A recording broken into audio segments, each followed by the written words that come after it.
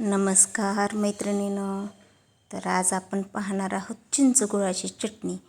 तर एकदम आंबट गोड तिखट अशी आपल्याला ही चटणी घरी पाणीपुरी करायची असेल किंवा काही करायचं असेल तर असे पदार्थ कोणतेही आपले समोसे ते खायला लागते, म्हणून मी एकदमच 6-6 महिन्याची करून डब्यात भरून ठेवीत असते.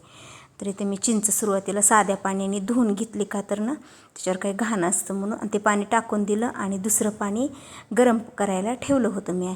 तर ते गरम पाणी या चिंचमध्ये टाकलं. तर एक अंदाजेच आता एक वाटीभर चिंच घेतली, प्रत्येक वेळेस मोजून घेत असते, आणि 1-2 वाट्या पाणी गरम केलं तर ते टाकलं त्याच्यात गरम पाणी, आणि ते 4-5 तास त्याला भिजून दिलं चांगलं. मग चिंच आपली चांगली भिजली जाते. नंतर असं हाताने त्याला चुरून घ्यायचं, म्हणजे त्याचा गर सगळा ना त्या पाण्यात उतरला पाहिजे चिंचचा. मग ते व्यवस्थित चुरलं.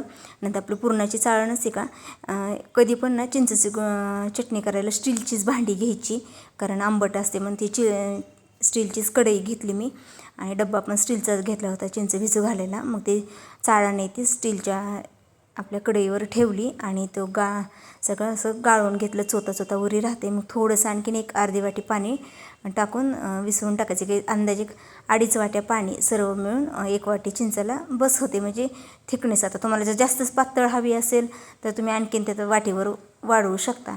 पण मला ना बाकरवडीला पण लागते चिंचगुळाची चटणी, त्याच्यामुळे मी जास्त घट्ट असं मीडियम ठेवीत असते, जास्त घट्ट नाही ना जास्त पातळ नाही, कारण थंड झाले असते आणखीन घट्ट होतेच.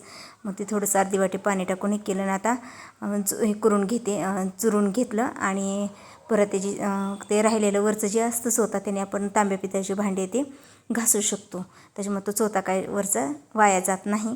थोडंसं मीठ टाकायचं आणि तांब्या पितळाची देवाची ती भांडी त्याने घासून घ्यायची, चांगली होतात. तर आता या अर्धी वाटी पाणी वरून टाकलं आणखीन, आणि हे गाळून घेतलं. तर आता निघालेला चोथा साईडला काढते, आणि आपला जो गर आहे आता तो आपण चिंच मोजली होती आपण, तर 1 वाटी चिंच होती. 1 वाटी चिंचला 1 वाटीच गूळ घ्यायचा, म्हणजे प्रमाण परफेक्ट होते. आंबट गोड तिखट अशी सगळी चव आपल्या ह्या चिंचगुळाच्या चटणीला आली पाहिजे.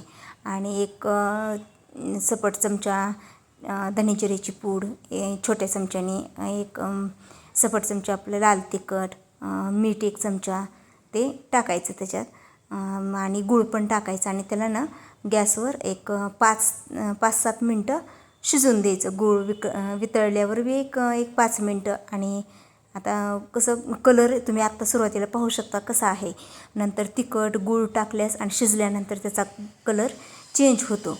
तर आपली एकदम साधी सोपी आहे चिंचगुळाची चटणी. अशा प्रकारे केली ना तर 6 महिने टिकते. ही फ्रीजमध्ये ठेवायचा डब्बा तसंच स्टीलच्या डब्यात भरून. तर मला पहिलं जायची 6 महिने, पण आता जसे फूड ऑर्डर घ्यायला चालू केल्या तसे आता मला सारखंच करावं लागतं, कारण बाकरवडीची ऑर्डर जास्त असल्या की आपल्याला चिंचगुळाची चटणी पण जास्त लागते. तर मी मीठ तिखट धनेजिऱ्याची पूड टाकून घेते, गूळ टाकून घेते, आणि व्यवस्थित मिक्स करते त्याला, आणि एक 5-7 मिनिट शिजून देते त्याला चांगलं. तर भांडी कोरडीच घ्यायची, पाणी ओलसर भांडी घ्यायची नाही. तुम्ही पाहू शकता कसं कलर आला आहे ते आपल्या चटणीला. आपली चटणी आता किती अशी पातळ दिसते थोडीशी, पण थंड झाली की आणखीन याच्यापेक्षा थोडीशी घट्ट होती. तर ह्याला आता मी काय केलं, रात्रभर तसंच कढई झाकून ठेवली, आणि दुसऱ्या दिवशी सकाळी ती पूर्ण थंड झालं. मग त्याला मी स्टीलच्या डब्यात भरून घेते. तर तुम्ही पाहू शकता अशा प्रकारे थिकनेस होते त्याचा. तर एकदम साध्या सोप्या पद्धतीनं आपली चिंचगुळाची चटणी तयार आहे.